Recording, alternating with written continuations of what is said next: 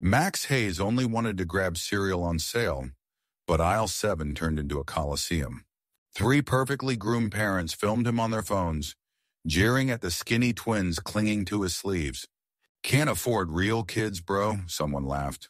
Max smiled anyway, sliding coupons across the scanner, because hungry bellies were louder than insults. By sundown, their taunts had exploded into 6 million views and a tidal wave of cruelty. Then at 2:08 a.m., a single comment appeared under the viral post. "I'm their biological father. Meet me tomorrow.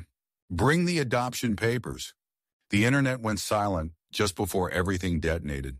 Want to know why a lone carpenter risked everything, how 2 5-year-olds changed a town, and what secret the real dad carried that night? Hit subscribe, tell us where you're watching from, and buckle up.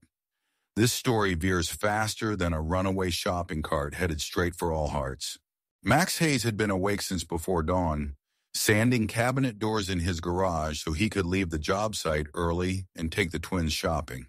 Carmen and Leo, thin as matchsticks when he first met them, had spent the ride to Harvest Mart singing off-key to the radio while clutching a worn envelope of coupons he'd clipped the night before. 6 months earlier, they'd been wards of the county, shuffling between emergency placements. Now they sat in a battered grocery cart, one booster seat duct taped to the frame, grinning as if the world finally made sense. Saturday at Harvest Mart was a polished circus. Organic kale pyramids, loudspeaker pop hits, and the unofficial ruling class, the perfect mom squad, prowling the aisles in matching athleisure. Trish Danbury, high ponytail swishing like a metronome, noticed Max the instant he wheeled past the produce mist. Her phone was already raised. "Ah, look," she said loudly, camera angled for maximum judgment. "Dad's using double coupons. Somebody tell him extreme couponing was canceled." A few carts away, Lacey giggled into her latte. "Should we start a GoFundMe? Those kids' pajamas are paper thin." She zoomed in on Carmen's unicorn shirt, 3 sizes too big, a clearance rack rescue Max had washed and mended. Max offered the polite half-smile he'd perfected during court hearings and foster care inspections. The one that said, "I know what you think, I just don't care." He flipped through coupons, shaking slightly because the coffee hadn't kicked in and because the stares still hurt. The twins, oblivious, studied the cereal wall like art critics. "We get the one with the tiger?" Leo whispered. "Only if the tiger's on sale." Max knelt to eye level. "Deal?" "Deal," the twins chorused, tiny fists colliding in triumph. Trisha's phone caught that moment too. "Aw, Pinterest fatherhood," she cooed, sarcasm dripping. "Where's their real mom, Tiger Man? Or is this a weekend rental?" Max rose. "They're mine," he answered, calm but clear. "And rent is paid in hugs and dental bills." The scanner beeped. He slid coupon after coupon while trying not to wince at totals. Carmen's stomach growled so loudly the cashier glanced up. Max handed the girl a pre-peeled banana from home, aware the fruit would be weighed and charged, but unwilling to make her wait. Behind him a line was forming, people checking watches, breathing annoyance. Trish angled for another take. "He's feeding them before paying. Nice example, sir." A teenager with neon earbuds muttered, "Cringe," and the words seemed to stick to Max's flannel like spilled syrup. He signed the receipt anyway, thanked the cashier by name, and pushed the rickety cart toward the exit, wheels screeching a protest. Sunlight hit the parking lot in harsh stripes. He loaded groceries into a truck older than he was, secured the twins in booster seats, and drove away thinking the worst was over. It wasn't.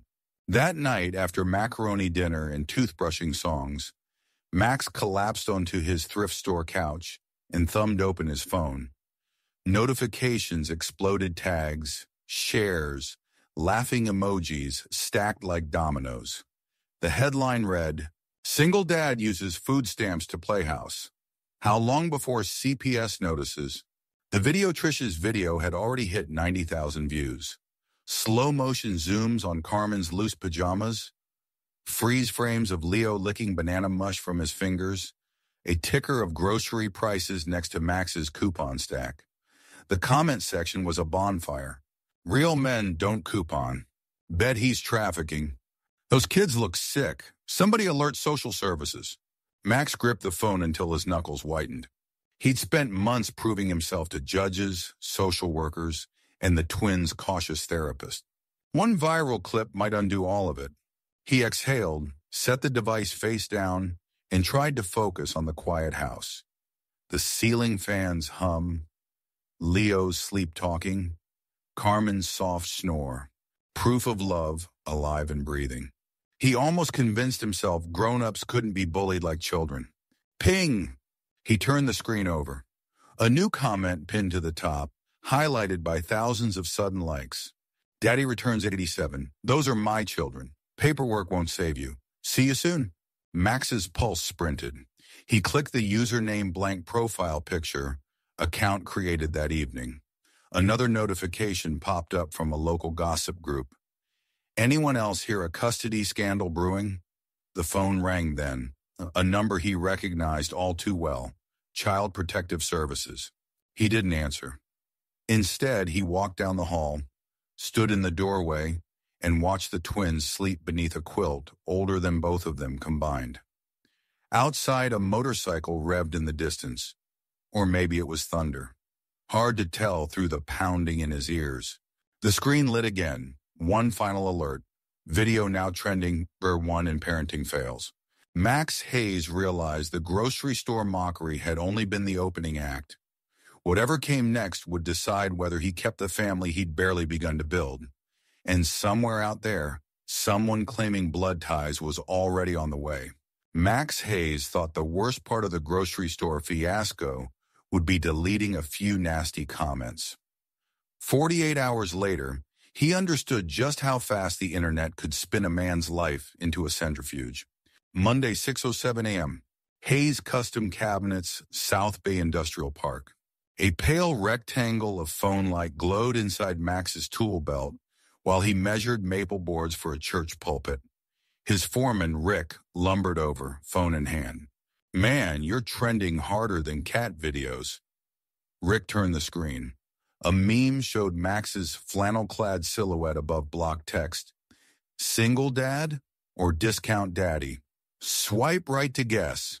The crew laughed, not cruelly, but it still felt like sandpaper on sunburn. Max gripped his pencil so tight the graphite snapped. Clock's ticking, champ, Rick said more gently. Job sites are public. Clients see that stuff. Maybe lay low online? Max forced a nod. Lay low? The clip had already jumped from cringe compilation Cameron 38 to morning talk shows, debating whether men should adopt at all. Monday, 9:23 a.m. Bayside Primary School front office. The twins clutched their new backpacks, rainbow sharks for Leo, galaxies for Carmen, while Max filled out enrollment forms. Mrs. Hiltz, the registrar, frowned at her monitor. I'm sorry, Mr. Hayes. Our system's flagging an active custody dispute alert. Until Child Protective Services clears it, I can't process the paperwork. Max's heartbeat pounded in his ears. There is no dispute. Final decree, signed Judge Phillips 2 months ago. I'm sure it's a glitch, she said, but wouldn't look him in the eye. Behind the counter, a younger staffer whispered, Is that the coupon, Dad? The twins' excitement deflated like cheap balloons. Max gathered their folders and walked them back to the truck in silence. Monday, 12:11 p.m., Max's driveway. A county sedan idled behind the pickup. Amelia Torres, the CPS investigator who had championed Max during adoption hearings, stepped out holding a tablet. Max, I don't want to be here. Her expression was half apology, half protocol. We received an anonymous report claiming the biological father never relinquished rights. Until we verify, the twins enter provisional protective status. They can stay with you, but I'll need daily check-ins. Max swallowed hard. Amelia, you know the paperwork. I do, but internet smoke draws political fire. She tapped the screen. Thousands of comments scrolled past. The top one from Daddy Returns 87 read, Clock's ticking, poser. Blood beats paper. Tuesday, 7:45 a.m. Riverwalk Coffee Roasters. Max met Pastor Olin to discuss scholarship funds the church had promised for the twins' daycare. As they waited for lattes, two patrons at the next table angled phones toward them. That's the adoption fraud guy. Click, another photo. Pastor Olin cleared his throat. Some board members worry involvement might look partisan. Perhaps we pause the scholarship until... Until what? Max's voice cracked louder than he meant. The pastor's kind smile turned brittle. Just a cooling off period, son. Cooling off, Max felt himself boiling. Tuesday, 2:02 p.m. Local news station, Community Spotlight. Trish Danbury sat in studio lights, flawless makeup hiding the glee in her eyes. I never meant to shame anyone, she cooed. I just think we deserve transparency. Are these children safe? Is this man exploiting them for sympathy donations? The Chiron beneath her read, Momfluencer demands answers. Wednesday, 10:30 a.m. Hayes residence packages arrived, no return address. Inside, a cheap baby bottle filled with Kool-Aid powder and a note, let them drink real milk. Carmen found it and asked if Santa came early. Max's hands shook as he shoved the bottle in the trash. The doorbell rang again, reporters. Mr. Hayes, did you falsify paternal documents? Is Daddy returns their real father? Do you receive government assistance? Max closed the door, lowered the blinds, and slid to the floor. Through thin walls, he heard the twins arguing about which cereal animal was braver, the tiger or the toucan. Their innocence cut deeper than the harassment. Thursday, 4:15 p.m. Legal Records Division, County Courthouse. The blue marble hallway smelled of lemon cleaner and anxiety. Max requested a certified copy of the adoption decree. The clerk searched her database, frowning. Strange. The digital file's missing page 3, the parental termination order. Max produced his paper copy, creased from overhandling. Scan mine. Can't. Originals only. She typed a note. Try archives, basement level. In archives, a part-time student led Max to a row of microfiche drawers. Slot 14 empty. Slot 15 empty too. Maybe it was never uploaded, the student offered. Max exhaled through his teeth. Someone was erasing his trail. Friday, 5:55 p.m. Neighborhood barbershop. The usual buzz of clippers paused when Max entered with the twins. The owner, Reese, gestured awkwardly at his almost full wait list. Sorry, brother, booked solid. 5 empty chairs contradicted him. Carmen tugged Max's sleeve. Did we do something wrong, Daddy? No, sweet pea. Max squatted to meet her eyes. Grown-up stuff. On their way out, a teenager whispered, Trafficker? Leo heard it and asked if that was like a tractor driver. Max couldn't answer. Saturday, 8:40 p.m. Hayes' living room. Cartoons flickered while Max sorted bills. Online hate had triggered sponsorship cancellations for 3 cabinet jobs. His bank app glowed red. The door rattled Rick, the foreman. Man, corporate's nervous. They asked me to suspend you until the custody rumor clears. I fought it. Rick laid a grocery bag on the table, mac and cheese. Apples, a gas card. Shame made his face blotchy. For the kids. Max tried to thank him, but words jammed in his throat. After Rick left, Max crumpled the termination letter, then uncrumpled it because every scrap of evidence mattered now. He opened his laptop, intent on filing an injunction against CPS. Pop-ups exploded across the screen, photos of the twins at the grocery store, zoomed on protruding ribs, overlaid with flashing text. Rescue them before it's too late. Saturday, 11:57 p.m. Twins' bedroom. A thunderstorm rolled over the house in low grumbles. Carmen whimpered, tangled in sheets. Max stroked her hair. Bad dream, Ladybug? She pointed at the closet. The Dragon Man was there. Leo sat up abruptly, eyes wide. With red eyes and a snake on his arm, he added, though they'd slept in separate beds. Max's scalp prickled. You both saw him? He said he's our real daddy, Carmen whispered. And he's coming. The closet door creaked in wind. Max crossed the room, heart hammering, and swung it open, only hanging clothes. Yet the twins clung to his legs, trembling in identical terror. He carried them to the living room couch, turned on a dim lamp, and held them until their breathing slowed. When he reached for his phone, a new notification pulsed. Daddy Returns 87 uploaded a video. Max tapped. A shaky shot showed a muscular forearm tattooed with a coiled dragon whose eyes gleamed crimson under streetlight. The voice calm, measured spoke directly to camera.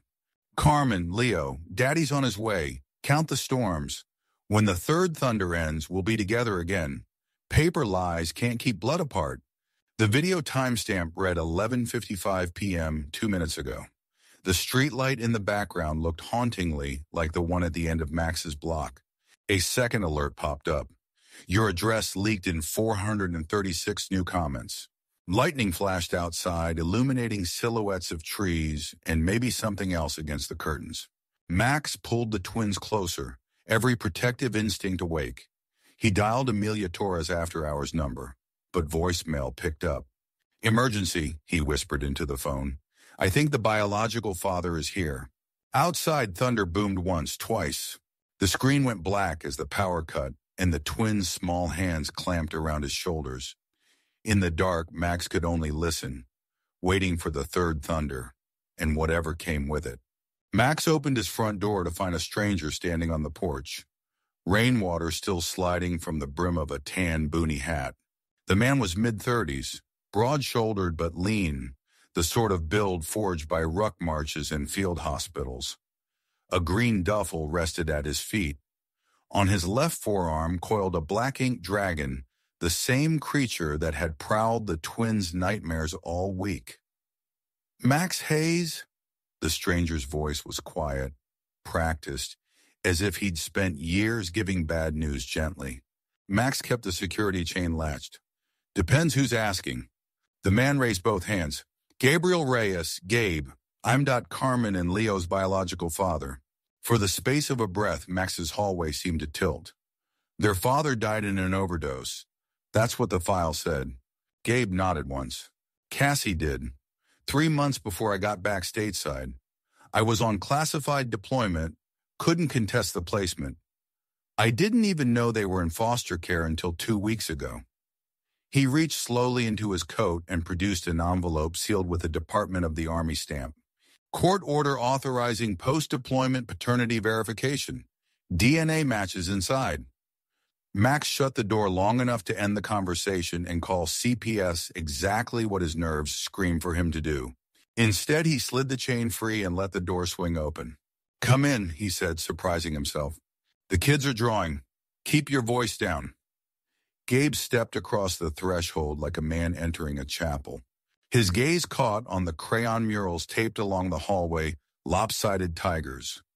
Wobbly stick figures holding balloons. He smiled, a quick shaken thing that made Max realize this stranger had rehearsed a dozen outcomes.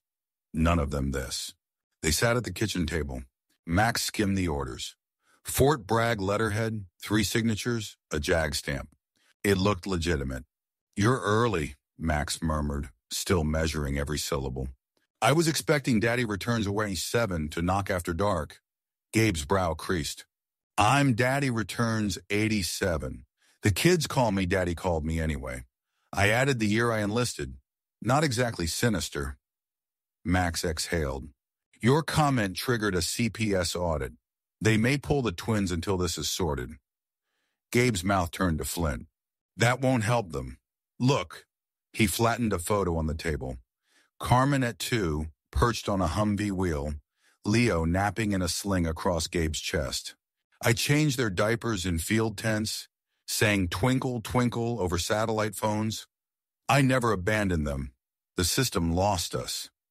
Max's pulse slowed, grudgingly. I don't doubt you love them, Sergeant Reyes. Corpsman, Gabe corrected. Corpsman. But love isn't the only currency here. Stability matters. They've had 6 homes in 10 months. I'm finally getting them to sleep through the night. Gabe rubbed the edge of his dog tag.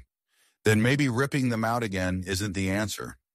Maybe we build something together? The proposal hung between them like a live wire. Footsteps pattered. Carmen peeked around the doorway, gummy bear in hand. Her eyes locked on the dragon tattoo. A gasp hitched in her throat. Leo followed, braver, studying the newcomer as though he'd stepped off a storybook page. Gabe knelt. Hey, Peanut. Hey, buddy. His voice broke on the pet names. Carmen's gummy bear fell. The dragon man is real, she whispered. Max moved to intercept too late. Carmen launched into Gabe's arms, sobbing into his collar. Leo wrapped small fingers around Gabe's sleeve, tracing scales of ink. Max's chest ached with something he hadn't budgeted for. Relief and jealousy fused. Easy, Gabe murmured. I missed you bigger than the moon.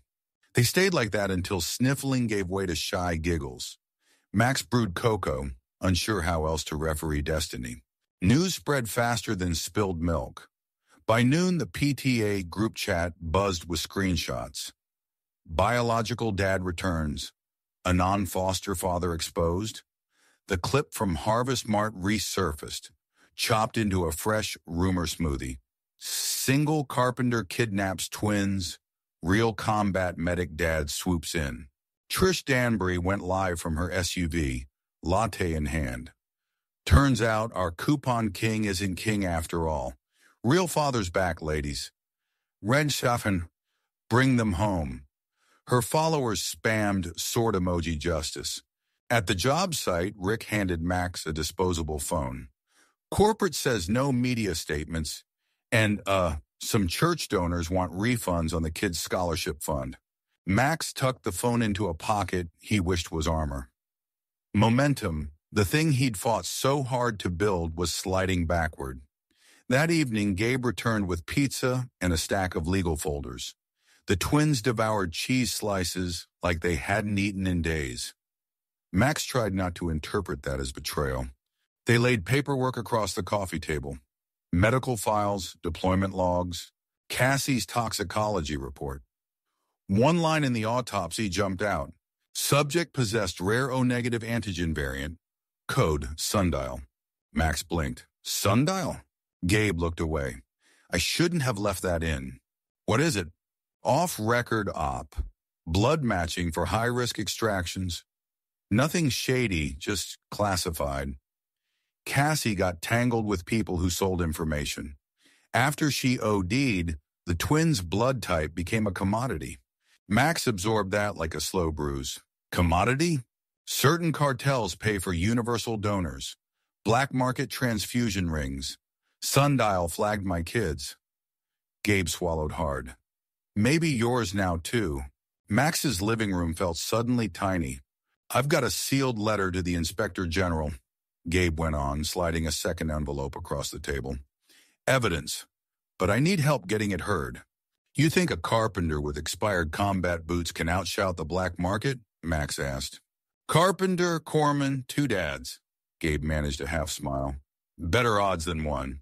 The twins played on the rug, oblivious, building a Lego fortress neither man felt capable of protecting. Max extended his hand. Temporary truce. Gabe clasped it. Shared mission. Trish's new stream went live the next morning from Harvest Mart's parking lot. Gabe standing beside her SUV, holding a photograph of the twins at Camp Lejeune. I forgive Max, he told 50,000 viewers. He saved what I couldn't. The soundbite traveled like hurricane debris. Messages flooded Max's phone apologies. Threats, adoption skeptics demanding receipts. CPS scheduled an emergency mediation. Hashtag #TheRealDad trended. By school pickup, moms who'd once sneered at Max now high-fived Gabe and slid phone numbers into his palm. Max watched the pivot with anthropological detachment, fascinated, wounded. Back home, he opened the fridge to find a casserole bearing a sticky note. For the twins, gluten-free. Trish. He almost laughed. Night settled. Gabe dozed in the recliner. The kids piled across his lap. Max locked doors, checked windows, habits hardened by months of incoming flack. Phone buzzed. Unknown sender. He thumbed the screen. A high-resolution photo filled his vision. The twins' bedroom. Carmen's unicorn lamp glowing. A crimson laser dot hovering over Leo's pillow. Caption. Bring the sundial file, midnight, come alone. 3 dots appeared, as though the sender were still typing, then vanished. Max's breath froze. He looked toward the hallway, quiet, peaceful, laserless. The phone vibrated again. Bullet holes are louder than lullabies. He muted the screen, heart battering. Gabe stirred, blinked. Everything good? Max forced a nod. Yeah, his voice croaked on the line. He slipped into the garage, found the lockbox where he kept every important paper. The sealed Inspector General letter lay on top. Max weighed it in his palm, wondering if justice on white paper could outrun whatever predator had found their address. Another message dinged. 30 minutes, Carpenter. Tick, tock. Max pocketed the letter and a Tyvek envelope of his own adoption decrees, then opened the toolbox drawer where he stored a 16-ounce framing hammer. He never took it to supermarkets. Maybe tonight it belonged. Inside the house, a floorboard creaked. Max glanced through the cracked doorway. Gabe stood in the hall, dragon tattoo stark under hallway light. You got the text, too, he said. Max's knuckles whitened on the hammer. You armed? Always. Gabe lifted his shirt to reveal a service pistol tucked in waistband holster. But I'd rather not shoot anyone in front of the kids. Max nodded toward the driveway. Then let's keep them asleep. Gabe checked the hallway again. Carmen sleepwalks when she's scared. We need backup. Can't involve the cops, Max said. CPS will yank the kids in a heartbeat. Gabe frowned. Then we involve nobody, or we involve somebody worse. Max didn't ask what worse meant. Instead, he handed Gabe the sundial file. If I don't come back, burn this or broadcast it your call. Gabe shoved the file back. You're coming back. We both are. They moved to the front door in tandem. Outside, fog rolled off the marsh, swallowing streetlights one by one. Gabe clicked off the safety. You ever fight trained people? I've welded siding in January, Max said, hefting the hammer. Pain is pain. Gabe almost smiled.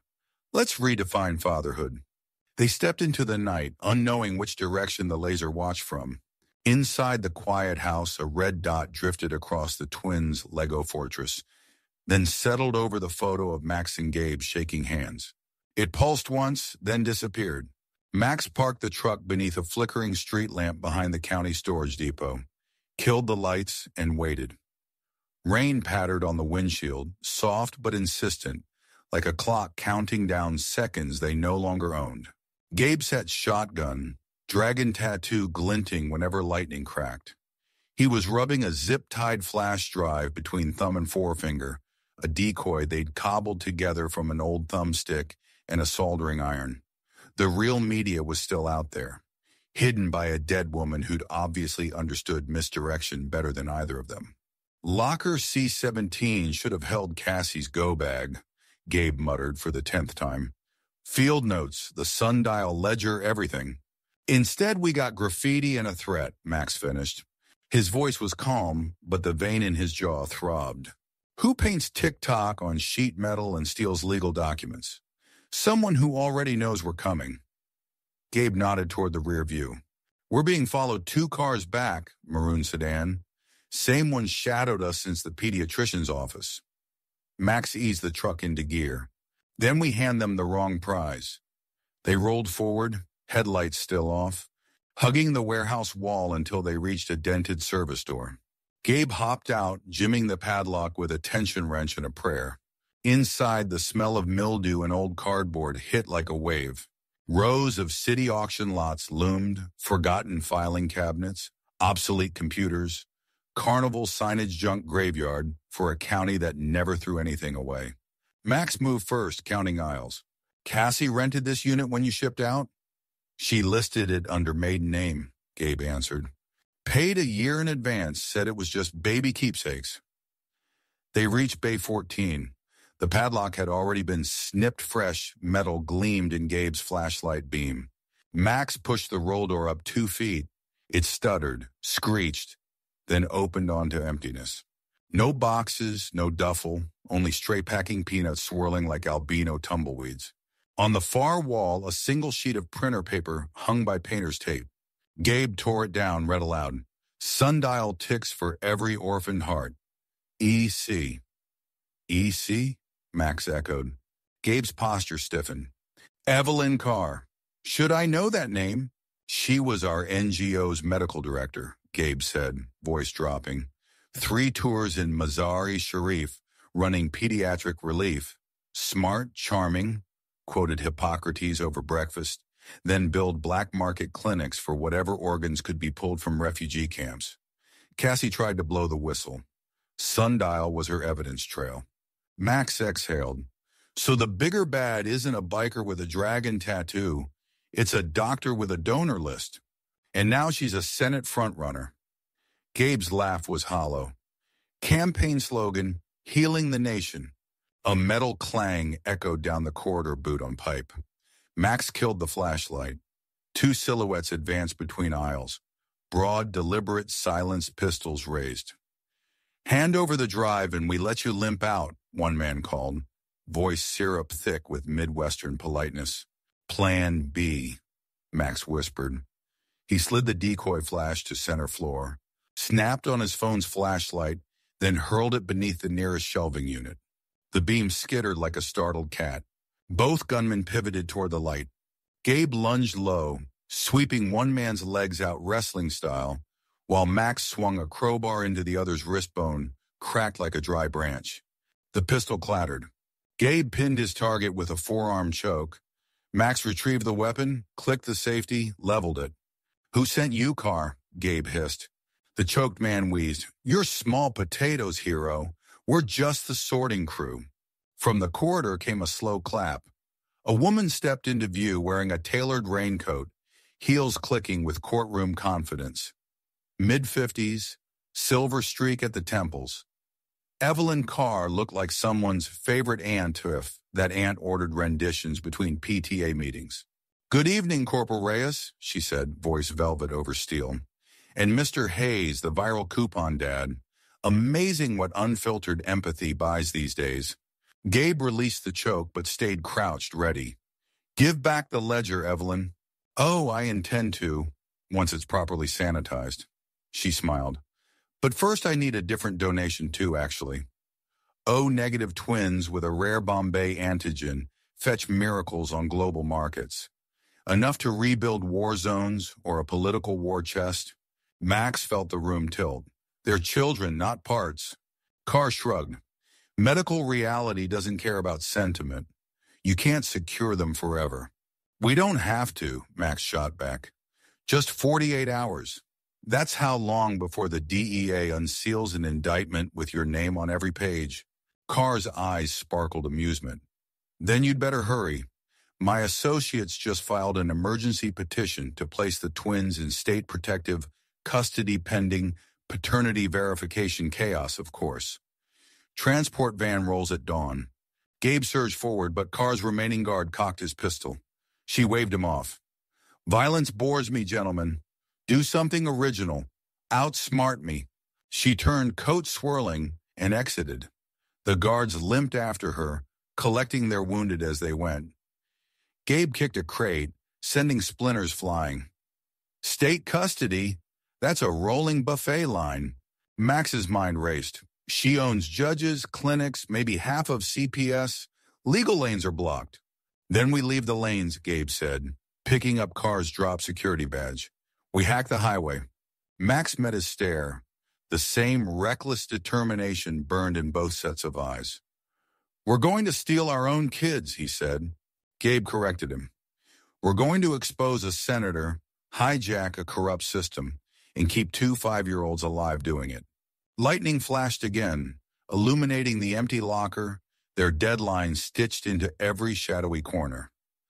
Outside, sirens wailed 3 blocks over, already racing toward a tomorrow that might belong to nobody if they failed. Max pocketed the real flash drive, felt its weight like a loaded promise. "Clock's ticking." Behind them, the paper note fluttered in the draft, tick-tock like a metronome marking the midpoint before all hell opened wide. A chalky October sun hung over Maple Ridge Elementary, painting the monkey bars in flat gray. Max was late for pickup. Gabe had begged for 1 more hour at the courthouse records room, and Max had agreed anything to tighten the case file before tomorrow's custody hearing, but traffic had stalled, and now he was sprinting across the parking lot with drywall dust still in his beard. He spotted the twins first. Carmen's braid had loosened into frizz. Leo's jeans showed fresh grass stains. They were giggling with Miss Sutter by the slide, oblivious to the knot in Max's chest. He exhaled, slowed his pace, forced a smile that almost felt real. Then a black Yukon rolled to the curb. Tinted windows, temporary plates, no school decal. Max's carpenter instincts measured twice, cut once converted instantly to protective geometry. Distance 37 feet, angle of approach shallow, driver's eyes masked behind aviators. The passenger door cracked. "Hey, little man." A woman stepped out, early 30s, business casual blazer over ballistic vest if you knew what to look for. She flashed a laminated CPS badge too quickly for verification and offered Leo a lollipop. "Your father sent us. Time for your health evaluation." Max's pulse hit hammer drill RPM. He closed half the distance. "Identification, please," he called, voice steady but loud enough to spin teachers and soccer moms. Blazer woman didn't spook. She smiled wider. "Mr. Hayes, protocol change. Emergency medical review before tomorrow's hearing." Max kept walking. "Name the case supervisor." She hesitated, hair thin. "But enough." Max shouted, "School lockdown! Now!" Miss Sutter slammed the recess gate, yanked the alarm cord. Sirens howled from the building's eaves. Children scattered like startled birds. Blazer woman's smile cracked. "Grab them." Two men piled out, one from the Yukon, one from a trailing panel van. Tactical, clean-shaven earpieces. Not ordinary bounty runners, private security, Gabe had predicted. Max reached the twins seconds before they did. He lifted Carmen with his left arm, shoved Leo behind the metal slide, and planted himself between the kids in the advancing suits. No weapons visible, but their hands sat too close to belt loops. "Back off," Max barked. "Custody orders final. Judge Phillips, docket 19571. "Paperwork glitch," Yukon man replied. "We're here on the state's authority." He lunged. Max whipped the steel carpenter's square from his back pocket flat bar, 90-degree edge, and slashed downward. The square caught Yukon man across knuckles. He recoiled with a hiss. Blazer woman reached for pepper spray, but a whistle cut the air. Gabe, sprinting from the far gate, courthouse files clutched in one hand, service-issue tourniquet in the other. He didn't slow. Gabe body-checked spray woman into the sandbox, then pivoted, sweeping Yukon man's legs MMA style. The third operative drew a taser. Max hurled the carpenter's square. It struck wrist, not cinematic, but enough to jolt the trigger. The darts fired harmlessly into wood chips. In 15 seconds, it was over. 3 professionals on the ground, twins sobbing, but unhurt. Gabe zip-tied wrist with the tourniquet. Max dialed 911 on speaker. While he recited location, he saw Blazer woman's badge up close. Child Shield Logistics Asset Recovery Division. Asset. The word churned.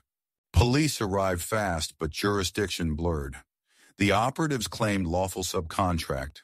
The badge numbers were real, but the warrant pages were blank.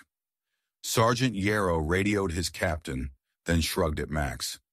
"We hold them for assault, but if a judge signed anything, we'll know by morning." Morning was too late. CPS investigator Amelia Torres pulled to the curb minutes later, headlights strobing panic. "I just left headquarters. Somebody filed an emergency reversal. Judge Nordstrom appointed a neutral third-party medical guardian because of alleged malnutrition." She looked at the twins, cheeks full and eyes bright. "It's garbage, but the order sticks for 48 hours unless we disprove it." Max felt the cliff edge under his boots. "So tomorrow's hearing becomes a formality," Amelia finished. "Unless you produce irrefutable evidence that the kids were targeted for something other than their welfare."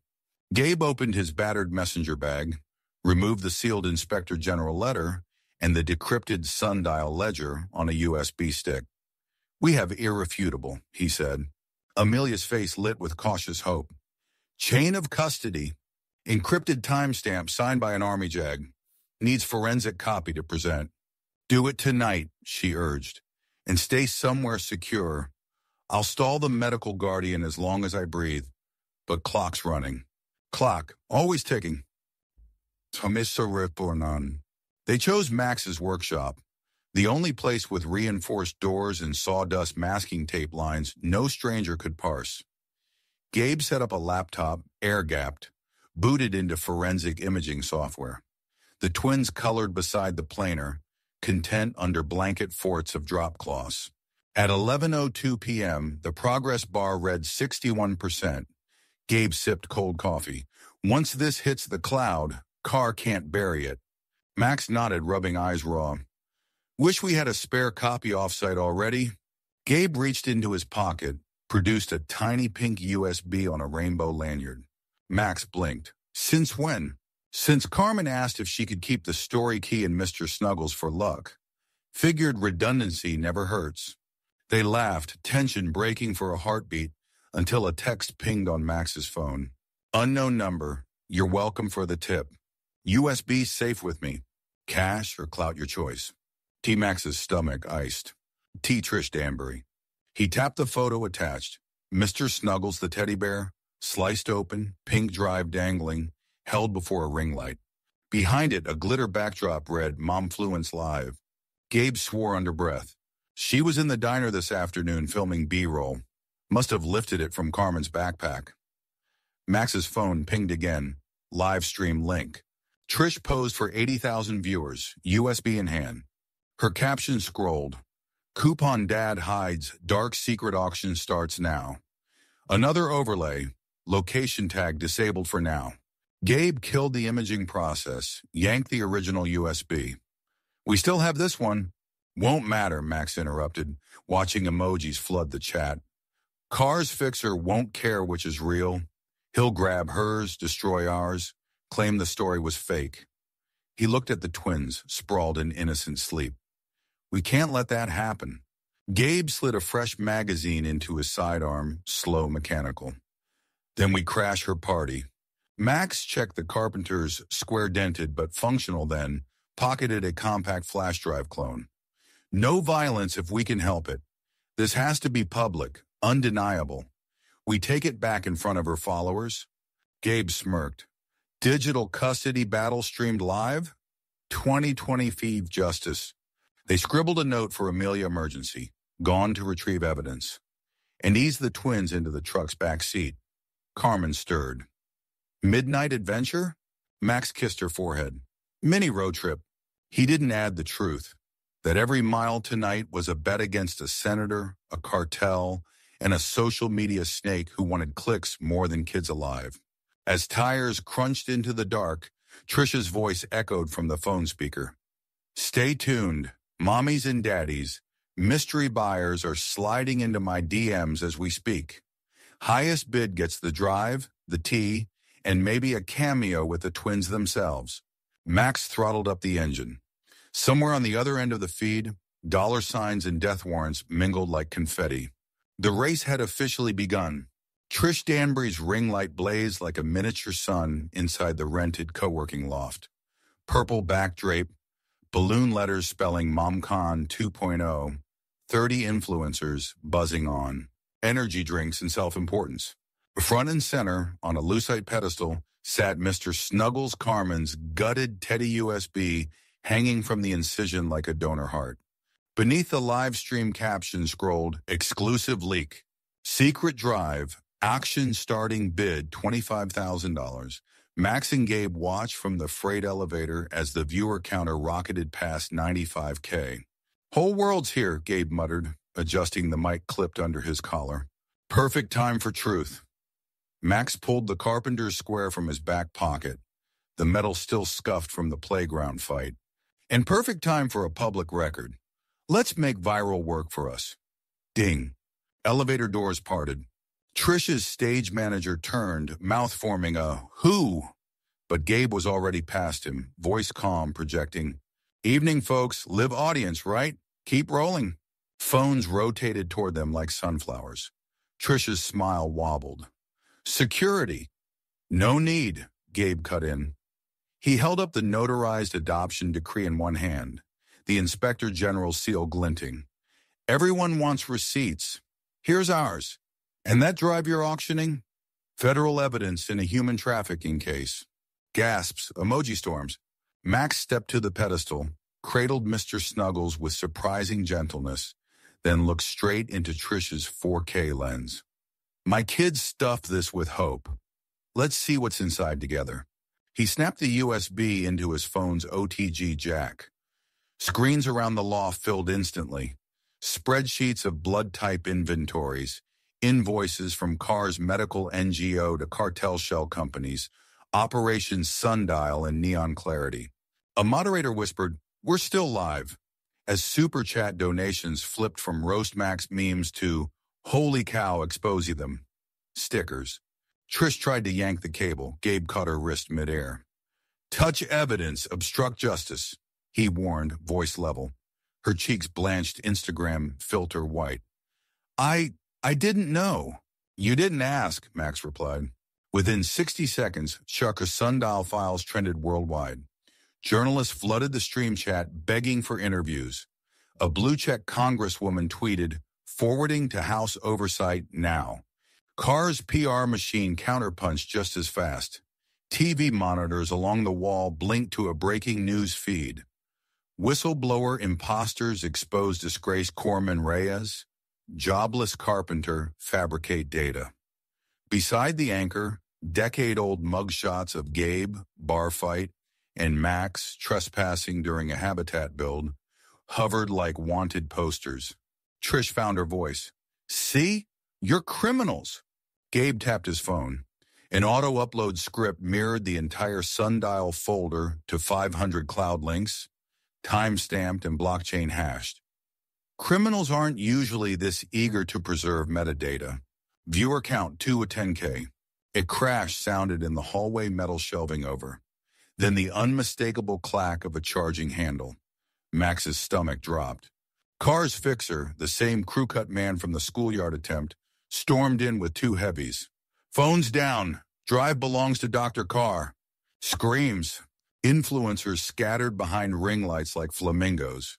Fixer grabbed Carmen's teddy from Max, shoving the barrel of a compact SMG toward Gabe. "Hands high, hero." Gabe raised them, eyes flat. "Livestream's still hot. Shoot and you'll trend too." Fixer hesitated only a blink, but that was enough. Max hurled the carpenter square. The iron corner caught Fixer's forearm. Trigger jerked, bullets stitched LED panels instead of people. Gabe lunged, disarmed, locked the man's wrist in a textbook Kimura. The SMG skittered across epoxy floor. Heavies bolted. Phones kept rolling.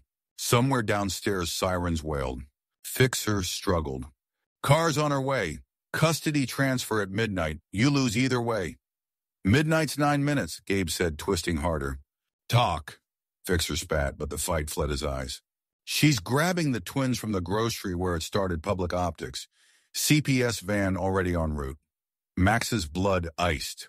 Aisle 5 Leo still called it the Serial Canyon. He snatched the SMG's firing pin, pocketed it, then faced the camera brigade. "Riverstone Harvest Mart. If you're within driving distance and you believe kids deserve dads, meet us there." More pings, screen grabs, mass text blasting. They left the loft to a cheer that felt like the other side of fame. Outside, Gabe swung onto his motorcycle. Max jumped pillion, Teddy clutched tight. Tires squealed toward neon store sign 2 miles away. Harvest Mart's lot glittered with headlights. Locals, rideshare drivers, half the influencer party following GPS breadcrumbs. Police cruisers skidded in from the opposite lane. Officers scrambling as comms caught up to chaos. Inside, fluorescent lights hummed. CPS worker Ms. Daly stood by cart corral, clipboard shaking. Carr, immaculate in pearl blazer, knelt eye level with Carmen and Leo beside the end cap of discount rice. "Daddy Hayes made mistakes, sweethearts. Come with me and we'll fix everything." Leo's lower lip quivered, but he didn't move. Carr straightened as Max and Gabe strode through sliding doors. "You're trespassing during a lawful retrieval.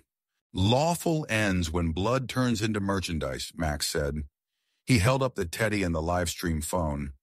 The chat, now 400K strong, mirrored on every viewer's screen. Carr's invoices looping. Customers gasped. Phones lifted. Carr's smile fractured. Digital fakery. Gabe keyed his headset.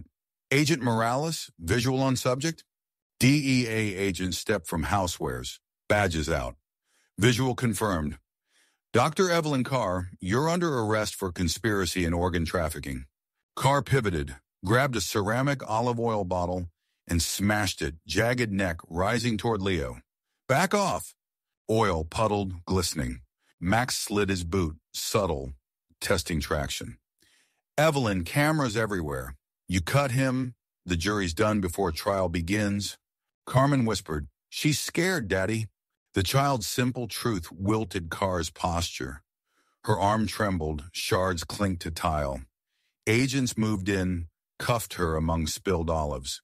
Applause erupted, employees first, then shoppers, then the onrush of arriving townsfolk. Ms. Daly ripped the custody revocation order in two. Consider CPS updated. Overhead, the store PA crackled. A teen employee cleared his throat. Blue light special victory in aisle 5. Laughter, tears, hugs. Gabe scooped the twins, hoisting them onto broad shoulders.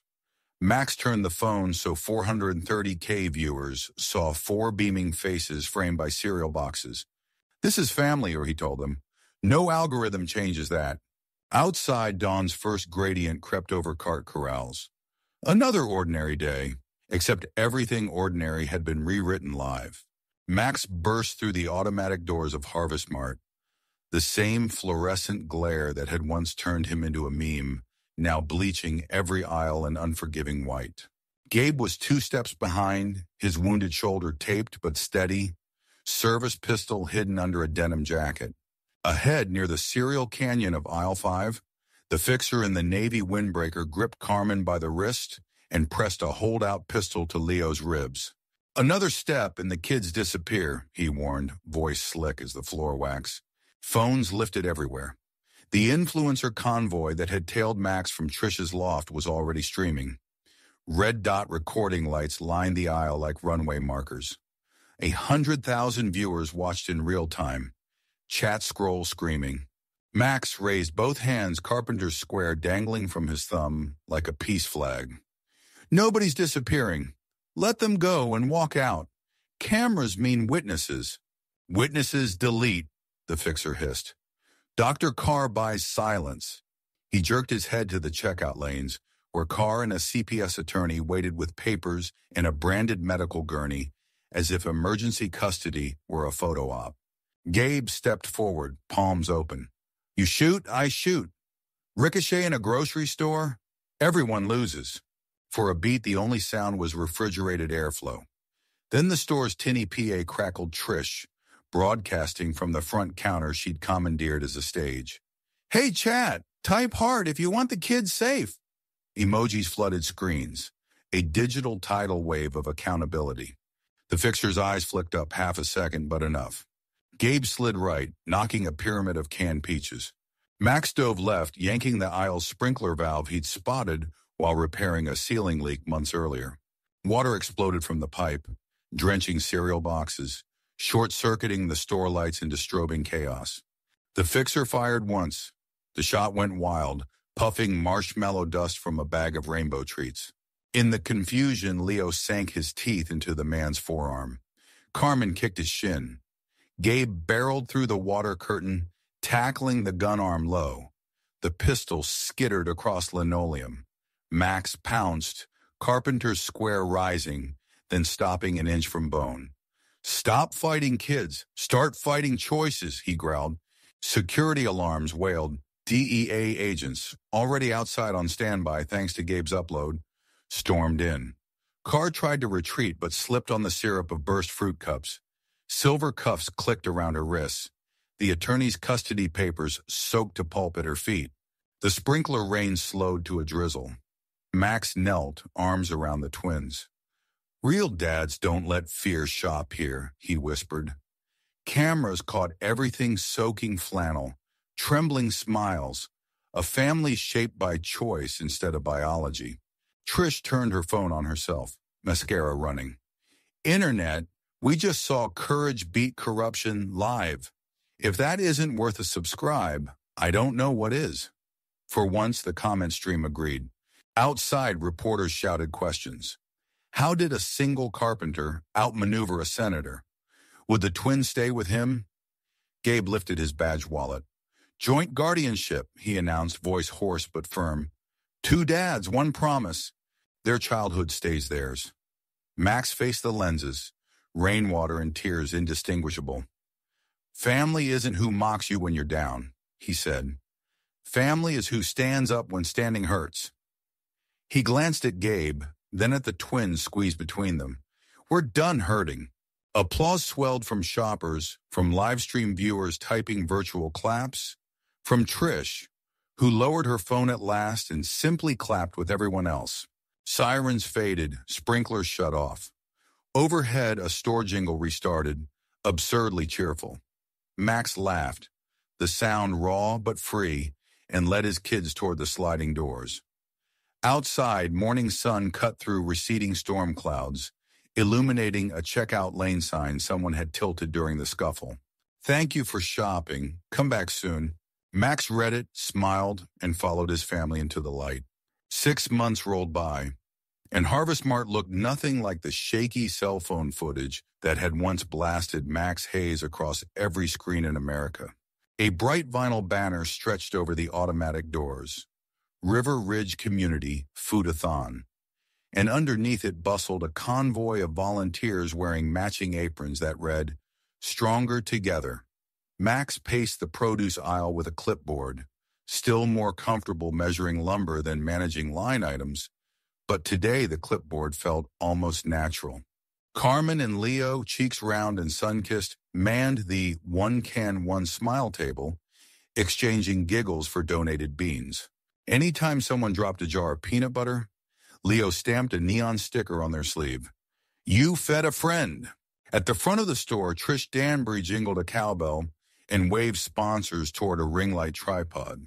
The same influencer who had once live-stream shamed Max now headlined the PR committee, her jacket scribbled with felt-tip hearts the twins had drawn. Remember, guys, she called to her audience of 200K, mockery is temporary, growth is forever. Gabe Reyes arrived straight.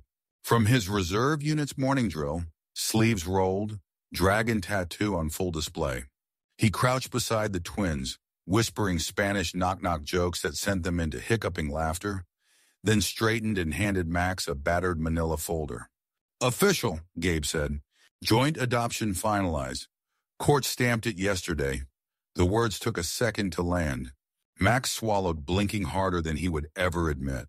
On the folder, 2 new birth certificate copies listed Father Nur 1, Maxwell J. Hayes, and Father Nur 2, Gabriel S. Reyes. The clerk had even added a smiley face next to Carmen's middle name, at Leo's polite request.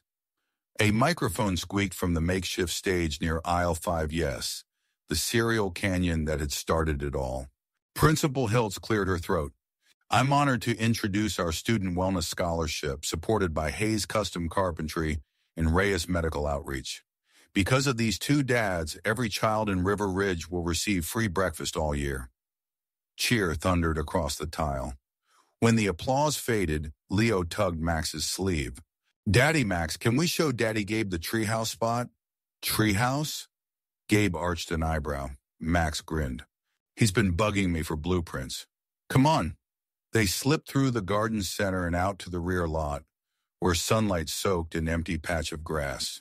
Gabe let the twins climb onto his boots and wrapped an arm around both small shoulders.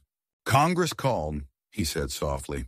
The Sundial hearings start Monday. They want first-hand testimony on black market trafficking.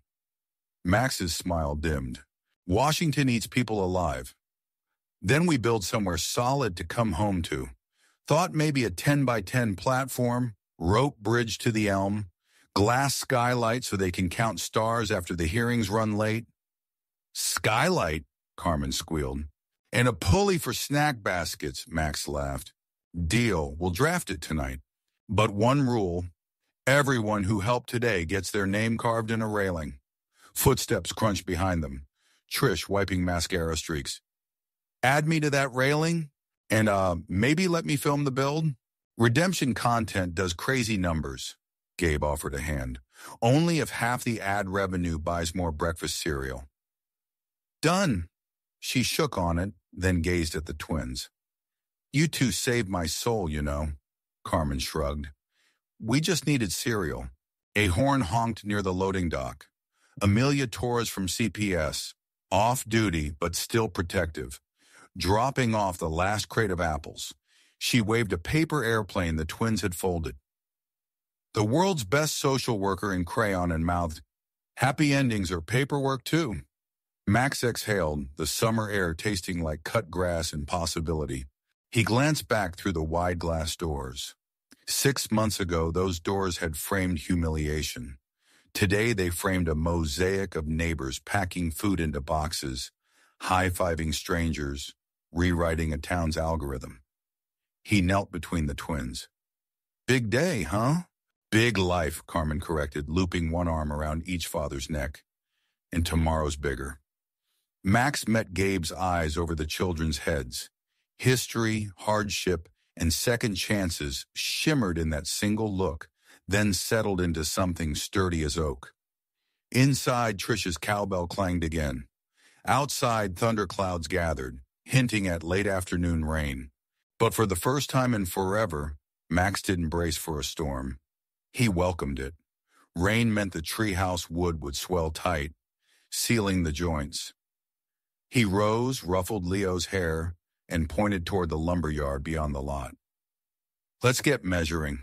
4 hands, 1 tape measure, and a sky full of second chances. River Ridge's next chapter began with the simplest blueprint.